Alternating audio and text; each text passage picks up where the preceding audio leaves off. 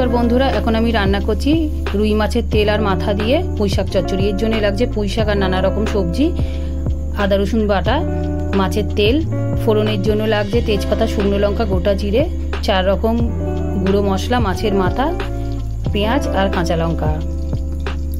মাছের মাথাটা ভেজে তুলে নিলাম, সেই তেলে দিয়ে দিলাম ফোড়ন। ফোড়নটা একটু ভাজা হলে দিয়ে দিলাম লঙ্কা কুচি আর পেঁয়াজ কুচি। এটা ভাজা ভাজা হয়ে গেলে তার মধ্যে দিয়ে দিলাম আদা রসুন বাটা। একটু কষে নিয়ে তার মধ্যে দিয়ে দিলাম মাছের তেল।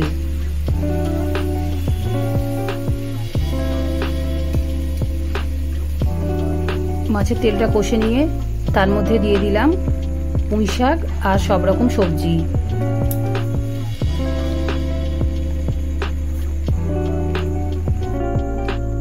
এরপর দিলাম স্বাদমতো নুন আর লঙ্কা, জিরে, ধনে, হলুদের গুঁড়ো দিয়ে সামান্য জল দিয়ে একটু কষে নিলাম। এরপর দিলাম মাছের মাথা, যেটা আমি একটু ভেঙে নিয়েছি। তারপর ঢাকা দিয়ে কিছুক্ষণ রান্না করার পর নেড়ে চেড়ে নিলাম। তারপরে দিলাম সামান্য চিনি স্বাদের জন্য।